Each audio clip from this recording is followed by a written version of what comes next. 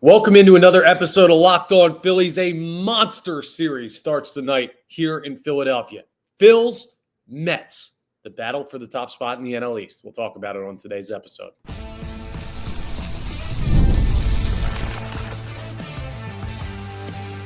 You are Locked On Phillies, your daily Philadelphia Phillies podcast. Part of the Locked On Podcast Network, your team every day. Yes, this is Locked On Phillies. I'm your host, Connor Thomas. Thank you so much for joining us today. We come to you as part of the Locked On Podcast Network, your team every day. You may know me from some of my other work in the sports talk space. I've been on air over 97.5 The Fanatic, doing sports talk radio here in Philadelphia for over 5 years. I've been a credentialed Philadelphia Phillies media member for 4 seasons. This is also my 4th year as the host of Locked On Phillies. Please make sure you're rating and reviewing if you're checking us out in podcast form. We're available literally anywhere you can get your podcast. We're also available on YouTube. So if you're watching us, thank you. How you doing this morning? Or I guess this afternoon, or whenever you're watching this. Make sure if you're watching us on YouTube, you hit that subscribe button so you get notifications when new episodes are posted. You don't miss any Phillies news. It's free and easy, and it really helps us out when you hit that subscribe button. Today's episode is brought to you by FanDuel. Right now, new customers can get $200 in bonus bets when your first $5 bet wins. Go ahead and check out our friends over at FanDuel. We're going to do things a little bit differently on today's episode. Normally, we'd be reacting to Phil's Marlins, but it was kind of a boring 2-1 game last night. We'll talk about it, but we're going to do that second. And we're going to get into the actual baseball breakdown of pitching matchups and everything for this Phils-Mets series coming up later in our last segment. But right off the rip, obviously the biggest thing is how much does this Phils-Mets series matter? To me, it's a bunch for a lot of reasons. Let's set the scene first. The Phillies and Mets are on totally different trajectories right now. The Phillies have been winning. The Mets have been losing. They got swept by the Braves. They got swept by the Rays. They've lost 6 straight baseball games. The Phillies are on a heater, and now they're tied atop the NL East. Exact same record, exact same ballpark, exact same matchup. Phil's Mets tonight and Saturday night. And Sunday night. I mean, you got everything. You got Friday night baseball. You got Sunday night baseball. You got Saturday they're playing at nighttime. This is a big-time, prime-time series. And you might say, well, it's just another 3 games in late June. But no, it's not. No, not remotely at all is this just another 3 games in late June. If you've been following Phillies, Mets, Phillies in general, you know why this is a big series. It's not just because these are division rivals tied atop their division. It's because the Phillies have not been able to beat this darn team, man. Like, you look back at earlier this season, the Phils get swept up in New York at Citi Field. Last year, the Mets obviously knocked the Phillies out of the postseason. Prior to that, at the end of last season, the Mets handled the Phillies very comfortably. They split with them in London last year in June, which was kind of the turning point for both of these teams' seasons. And since that, the Phillies just haven't been able to find a way to compete with the Mets. That's why this is so big. I'm not going to sit here and tell you, whoever wins this 3-game series that starts on June 20th is going to win the NL East. No, we got months and months of baseball still to go in the regular season. There's a lot more to be determined. There will be other big series. There may be bigger Mets-Phillies series this year if these teams stay tight as the season progresses. But in this moment, right now, this is the biggest series of the year so far for the Philadelphia Phillies because they need to prove they can beat this team. They need to prove it to themselves. They need to prove it to the fan base. That's another big part of it because where so many detractors of this Phillies team came out this year was when they went up to Citi Field and they got swept. Same old team, losing to the Mets, not enough offense. And I say that like I'm mocking it, but it's true. That if you're believing that about this Phillies team based on what they did last time they played the Mets, you are factually in the right. Does that mean that's how it's going to be all year? No. Does it mean this Phillies team isn't good? No. But the Mets have the Phillies number. There's absolutely no denying it. And tonight and tomorrow night and Sunday night, you have the opportunity to rewrite that narrative or start to rewrite that narrative. It's monstrous because let's say the Phillies go on a heater after this and they win the NL East by 10 games and the Mets, well, they just kind of are a middling team the rest of the way. If you can't beat them when you play them heads up, even if the Mets sneak into the postseason as an 88-win team or something, if you're playing that team, you feel nervous. You do, because the Phillies just haven't been able to figure it out against them. They were lifeless in that first series up there in Queens. Just absolutely did not look like they belonged. They had like one inning in one game. It was like the ninth inning of a game where Bryson stopped 1 yard off Edwin Diaz, where it kind of felt like, oh, we're waking up. And then, well, they end up losing that game anyway. So it's not the 3 games. It's what the 3 games represent, the ability to beat this Mets team. So what has been the issue? Well, one, the Phillies haven't been able to solve Mets pitching. This year, last year, they haven't figured it out. Well, the offense wasn't great in Miami, but it was good enough to win them some games. But the Phillies have a couple of guys that are starting to really, really swing it well. Trey Turner, Alec Bohm, Brandon Marsh is barreling some baseballs. Kyle Schwarber goes yard last night in a really big spot. We'll talk about last night's game coming up, and mainly Cristopher Sanchez. We'll talk Schwarber as well. But you see that and you say, okay, they've got a little something cooking here. This is probably a good time to run into the Mets, especially because the Mets are without Kodai Senga. Going to have another guy throwing in his spot in the rotation tonight, which Senga's been unbelievable for the Mets this year. Unfortunately, he's injured. So you have the opportunity there. Everything seems to be pointing in the Phillies' direction, and the Mets probably feel like a desperate baseball team right now. Now, desperate is a couple of things, right? You can go one or two ways with that. Either it's backs against the wall, we're going to fight like a caged animal, we're going to give you everything we've got, or it's woe is me, I can't win a game right now, or we can't win a game right now. I can't figure out a way to beat anybody, swept by the Rays, swept by the Braves. Now we're playing a better team and we're on the road, and you just let that compile. I expect the Mets to do the former, which is fight like a caged animal. And I expect them to come into Citizens Bank Park with some confidence. Why wouldn't they? Right? They've handled the Philadelphia Phillies. You need to take that away from them. That team feels like they could be a 1-win team or a 100-win team. And if they face the Philadelphia Phillies, they like their chances. And I hate that. I hate that because I detest the Mets. And I want the Phillies to take ownership of this matchup back. The Phillies could, again, I just said 1 win or 100 wins. The Mets are feeling good about the Phillies right now. The Phillies could win 140 games. But if they lose like every game to the Mets, we're going to be sitting there in the postseason. If the Mets make it in, when we say, well, I don't like that matchup, I don't feel good, that's a team that believes they can beat you. I don't know how many other ways we could say it. So that all the people who are like, well, this series doesn't matter. It's not going to show us anything. It's not that momentous for these two teams. I don't know what you're seeing, because I'm not seeing it one bit. I think this is a huge series. Like, I called it yesterday, the gateway to the summer for the Philadelphia Phillies, much like the St. Louis Arch is the gateway to the West. This is the doorway that you're walking through. Summer officially starts tomorrow. Tomorrow's June 21st. And the Phillies are going to play a lot of those dog day games, and they got a tough stretch coming here. This is like the, okay, let's see what you're going to be. The first mark of, do they have it or not? For the summer, which is a very important stretch of baseball to be played. You got the All-Star break in there to kind of break things up a little bit. You have the trade deadline in late July that can change teams around. But this is going to be such an impactful series for the psyche of the team and the psyche of the fan base. The fan base, let's just talk about you guys for a second. And me, I don't mean to alienate myself from the fan base, because I'm one of you. I may be more positive than the average Phillies fan, but that's just by nature. And it's also because I do believe this is a really good baseball team. But if they lose to the Mets again, that undoes everything that they've done this year for some people. Not everybody, not every fan, but for a good portion of the fan base, you just want to see them beat this team. That's one of the few things in the regular season you can put stock in before you get into October, because what that represents to people is that this baseball team is different. And the knock on this baseball team, the ultimate, it's not bullpen, it's not Dave Dombrowski, it's not Rob Thompson, it's not Bryce Harper, it's not no, the knock on this baseball team is they feel like they're the same to a lot of people in this fan base. And what would be more of the same for the Phillies? Losing to the Mets.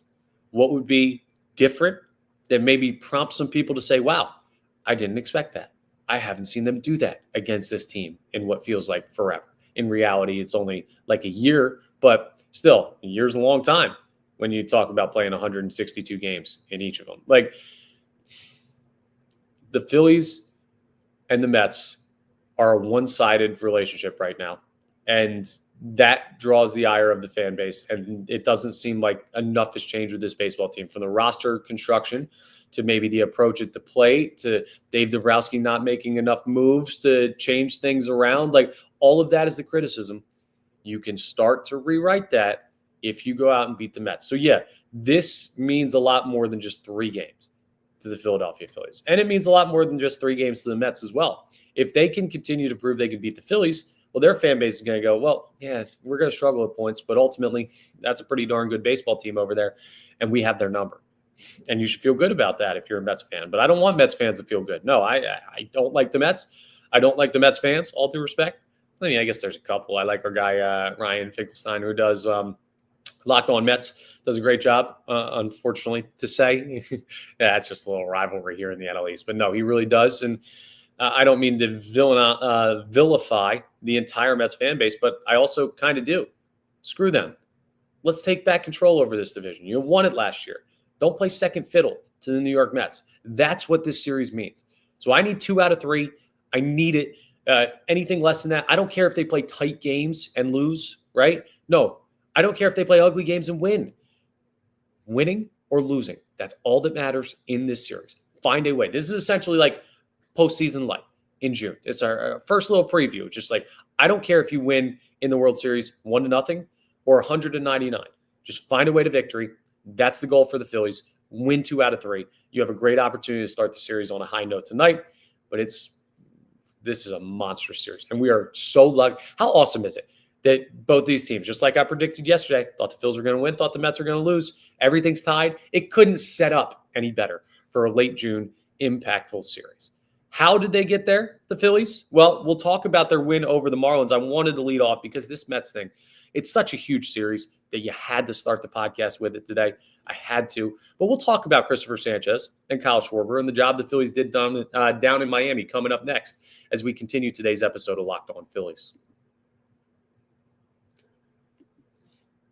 It's wonderful pistachio time, though, because if you're looking for a snack that's both delicious and nutritious, I already told you, crack into a good source of protein with wonderful pistachios. That's right.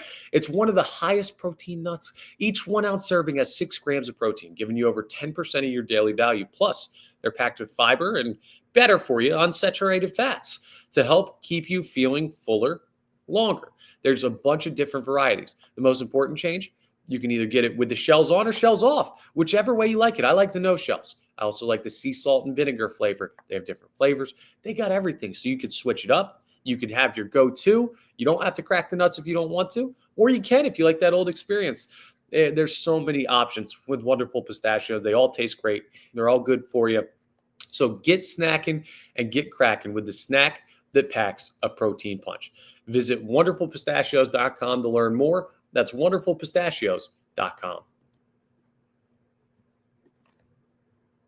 Phil's Marlins. Yeah, I know. Normally we would start with that, but as I told you, the Mets thing was big. But the Phils, nice win over the Marlins yesterday. Nothing too crazy in this one, a 2-1 final, but Cristopher Sanchez goes 8 innings. He allowed 1 earned run. A little bit of faith shown in the bullpen by Rob Thompson last night, which I do like and I don't like. I would have, because Sanchez came out of the the eighth inning. He had thrown 91 pitches. I probably would have put him back out there. I can't go like hindsight's 2020. No, actually, Rob Thompson made the right move. No, I was sitting here on the couch watching the game saying, yeah, I would run Sanchez back out. And part of that is my lack of faith in the Phillies bullpen. But Orion Kerkering goes out there. He gets his 2nd save in his Philadelphia Phillies career and major league career. So it worked out. And Kerkering stayed out of too much trouble. There was an error by Alec Boehm in the 9th that might have made people a little bit nervous, but ultimately they get the job done. But Cristopher Sanchez was the biggest part of this game. He was dominant. Anyone who's going to follow that up with, but it's the Marlins, I do not care. Do you know how tough it is in this day and age in baseball to get a guy to go out there and throw 8 innings, 1 earned, right? That's Paul Skeens' territory. That's Zach Wheeler territory. That's Tarek Skubal territory. That's Cristopher Sanchez territory. As of at least last night he's been dominant. And I feel like every time a Phillies pitcher steps on the mound, it's either appreciate how great this guy is or this guy's underrated. you should appreciate him more. Zach Wheeler isn't appreciate how great this guy is. Ranger Suarez is. We should probably appreciate him more. Cristopher Sanchez is. We should probably appreciate him more. Jesus Luzardo is, well, I don't know exactly what he is because that blip on the radar still has me thinking. But we'll see him this series, I believe. I believe he throws Sunday's game for the Philadelphia Phillies. Yeah, because Abel throws game 2. But bottom line is this. The Phillies' rotation is awesome. And Cristopher Sanchez, Ranger Suarez, they just get kind of, I don't know, lost in the shuffle a little bit, it feels like, when it comes to the greatness of this rotation. Mick Abel is still a young guy, so clearly he's back there a little bit as far as priority is concerned. He throws game 2, but I don't want people to overlook what Sanchez is doing. He has built himself a legit, like, fringe all-star case this year. He was an all-star, I believe, last year. Yeah, it had to have been. Like, they're just so good night in and night out. And that's how this team has been able to stay afloat when the offense isn't really rolling. And now with the offense rolling, well, they feel pretty darn good. You might say, well, Connor, the Phillies only scored 2 runs last night. And one of them was a home run in the 8th inning by Kyle Schwarber. Prior to that, they were in trouble. And you know what I say to that? Tip your darn cap to Edward Cabrera, who started for the Marlins last night. He threw real well.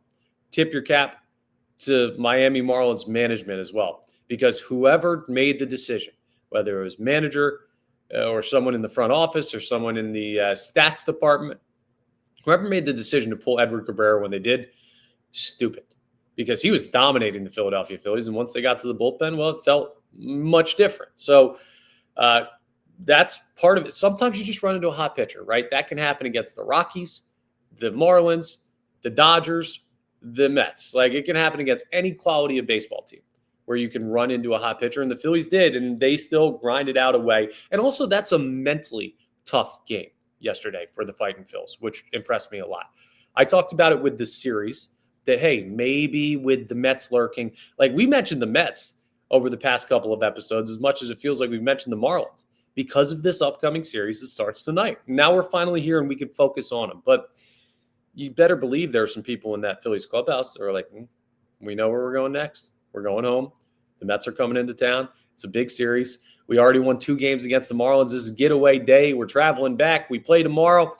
Let's just mail it in tonight. We don't, whatever. I mean, it's the Marlins. Maybe we can find one. But the Phils, no, they didn't just have the give-up lineup in the final game of a series. They went and took care of business, even if it was a little bit ugly in the game. So that was great to see. There were no great offensive performances in the game. I mean, I'll just go through some of the box score numbers and just show you how quiet the game was in case you weren't watching last night. I mean, the Phillies had 6 hits. They walked 3 times. So they didn't really create much offense. Kyle Schwarber's home run was his only hit. Alec Boehm had a hit. Kepler and Kemp both had hits. And Bryson Stott went 2 for 3. I brought it up. Maybe that home run started something for him. The 3-run bomb he hit in game 3 of this series, the one he hit 2 days ago. Maybe that got things rolling for him. But it was not a great night at the dish for the Philadelphia Phillies. Sanchez carried them to a win. And if that's not proof positive of what this team can be based on the strength of their starting pitching, the only argument you can make is the competition level. And that changes this weekend. So we'll see what happens against the New York Mets. There you go, going right back to it. Mental toughness by the Phillies to take care of the easy series before the hard one. The trap series, they didn't fall for it. They won 3 of the 4 games down there in Miami, exactly what we were asking for, coming off a sweep of the Blue Jays, coming off a series win against the Cubs. The Phillies have now won 3 straight series. They start to build a little momentum. That's right at the perfect time. So we leave all the drama of Castellanos and Topper and all of that and defensive replacements down in Miami. It was a drama-filled series for a mid-June series against the Marlins, right? Wild how many storylines actually came out of that. But it all feels settled now. And it feels like it's pushed to the wayside for what is by the wayside? By the wayside. For what is this major matchup that could point towards the outcome of the division and playoffs and God knows how far the result of this series can go for either confidence or lack thereof for the Phillies fan base. Nice job last night by the Fightins. Nothing too much to take it. Like, we're not going to remember that game too much at all. That's another one of those sleepy games. But guess what? These next three, lock in, cancel your weekend plans. We already talked about the overarching themes of Phil's Mets, how much it's going to mean, what the fan base psyche is going into it, why it matters so much. Coming up next, we're going to get into the actual baseball details. Who pitches, who's hot, who's not. How have the Mets been losing all of these games in a row? Like, what is not working for them right now, and what has been working for the Phillies? We'll talk about that coming up next as we wrap up today's episode of Locked On Phillies. Let's talk FanDuel, because the NBA playoffs, well, they're down to their final game. Game 7 of the championship round comes your way on Sunday night. You got to get your bets in. Every night has delivered highlight-worthy performances, major momentum shifts, and can't-miss moments. Talk about can't miss. A Game 7 in the finals? Come on now. Whether it's a game-winning shot that's going to happen, maybe there's a breakout player and some magic happens. There's never been a better time to get in on the action. You got one more basketball game. Don't miss it. And, well, the MLB season's heating up too. So you can bet on a whole bunch of stuff with FanDuel. They make it easy to stay in the game before tip-off and live with player props, performance trends, and same-game parlays. Fans have more ways than ever to play smart and win big. So you got to go ahead and check them out. Which players have shown up biggest in these finals? Who's going to show up biggest in the final game? Or if you're looking at the baseball season, guys are starting to really show who's hot, who's not right now when it comes to the overall season trends. It's a great time to bet, and there's also a great offer. If you're new to FanDuel, it's the perfect time to sign up because you can head to FanDuel.com and place your first $5 bet, and if it wins, you're going to get $200 in bonus bets. So make every moment more with FanDuel, official sports betting partner of the NBA. Go ahead and check them out at FanDuel.com, or you can download the app. Phil's Mets. Phil's get a break in game 1. I'll tell you that right now. But because it's a weekend series, I'm not going to talk to you guys until Monday. So we're going zero dark locked on Phillies for the next 2 days and change as this Mets-Phillies series goes on. So we'll be able to talk about everything all encompassing on Monday, but I want to hit the preview in totality today. Tonight was the spot where Kodai Senga would be pitching for the New York Mets. But instead, with Senga having an injury on a PFP at first base, Pete Alonso threw him a little high flip. He pulled something. He's not available. Blade Tidwell is going to be on the mound for the New York Mets against Zach Wheeler. You could not have a more lopsided matchup. Blade Tidwell has 3 2/3 innings thrown. I believe that's in his major league career. I think that's certainly his numbers for this year, but I believe that's the only time he's ever thrown at the major league level. Yeah, like that's it. That's all it is for Mr. Tidwell. And those 3 2/3 innings did not exactly go to plan for the guy who's going to be on the mound for the Mets. He gave up 9 hits. He gave up, his ERA is 14.73. I mean, he was a mess. But he is this righty that I don't know, the Phillies haven't seen, so maybe that worries you. That's this recurring theme with the Philadelphia Phillies. I don't know. If I see a guy with a 14.73 ERA, 3 2/3 innings, just an absolute blowout performance by him in his first time out. And then I see Zach Wheeler, who's 7-2 with a 2.76 ERA and has struck out 110 batters in 88 innings. I say major, major advantage Phillies. And that's what all the odds are saying, right? The Phillies are heavy favorites on the betting lines. Thank you to our friends over at FanDuel for those. They're heavy favorites according to the ESPN analytics, 68.9% chance to win tonight. This one is as simple as Zach Wheeler has got to be better than Blade Tidwell. Great name, Blade Tidwell, by the way. Hate that he's a Met, but great name. That's absolutely doable. So you'd love to see that for the Philadelphia Phillies. But the pitching matchups get tougher as the series goes along. After Tidwell takes the mound, well, then Griffin Canning goes in game 2 against Mick Abel. It's kind of a reverse because even though Abel's been good, he is still this young pitcher. This will be the biggest start of his young major league career. Griffin Canning's got a 3.80 ERA. He's been throwing well for the Mets. And then the guy that I don't even know how he's still doing it is on the mound for the Mets. David Peterson throws for them in game 3. Kind of just has come out of nowhere as this really, really solid lefty pitcher. And Jesus Luzardo, well, he's had his moments, but he's also had his blow-up moments. It just had a game that he got he may have gotten the loss. I think he did in game 2 of the series against the Miami Marlins. So we'll see if he can bounce back. But Peterson and Canning, those are tough arms. You have to win tonight. You have to win tonight's ball game in order for the flow of this series to go that way. And then you got to find a way to beat either Canning or Peterson. And the Phillies can do that. Looking at the numbers for the Mets, like how have they been losing? I just want to look at some of their last couple of games in this losing streak, the last 6, to find the trends. And it's really not that hard to figure out how they've been losing. They haven't been scoring runs. Yesterday against the Braves, they scored 1 run. Before that, against the Braves, they're shut out. Before that, they score 4. And you might say 4's not bad. 4's not a lot for a lineup like the Mets have. Prior to that, shut out by the Rays. Prior to that, 4 against the Rays. Prior to that, 5 against the Rays. Let's even go back to the National Series before that. 4 against the Nationals. 5 against the Nationals. 5 against the Nationals. They haven't really exploited any pitching since June 8th when they beat the Rockies 13-5. Other than that, they've scored 5 runs or less in every single game since.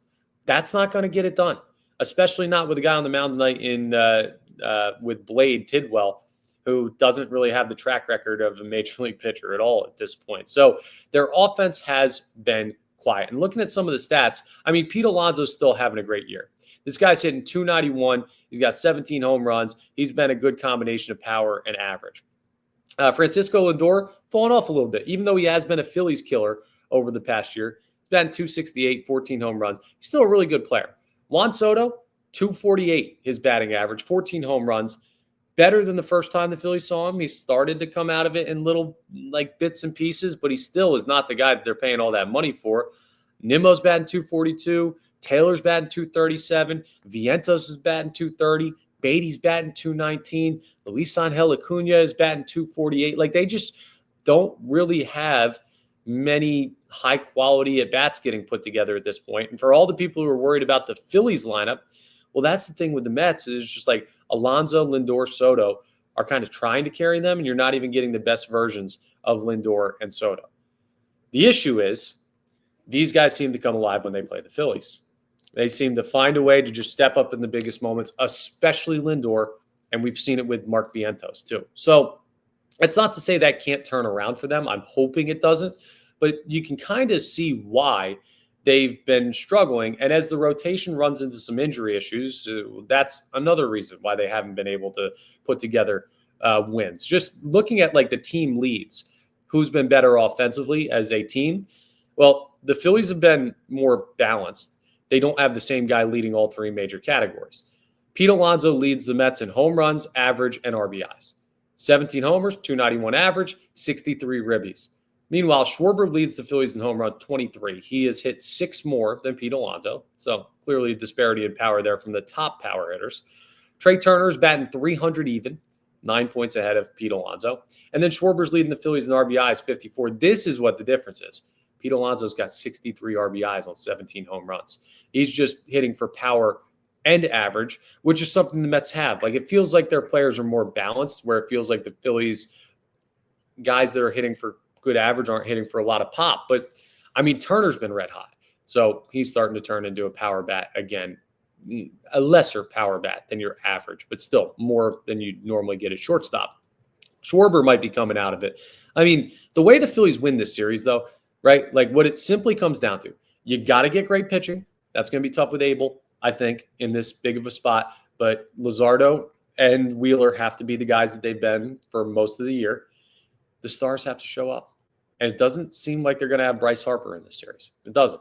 He's progressing back, but you're going to have to do it without him, which you've been doing. But Schwarber's going to have to be big. Turner's going to have to be big.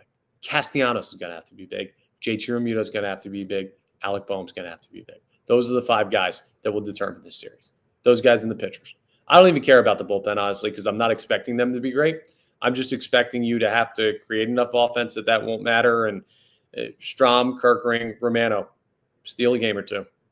That's it. This is how you talk your way into it. But you need to prove it to this fan base, Phillies, if you're out there listening, and I hope that you are. This is the biggest series of the year so far, and it's going to determine the psyche of this fan base for pretty much the rest of the summer. No pressure or anything. We'll talk about the outcome, whatever it may be. By the way, Phillies win 2 of 3. That's my prediction. But we'll talk about whatever actually happens in reality on Monday. That's all for today's episode. Godspeed, everybody.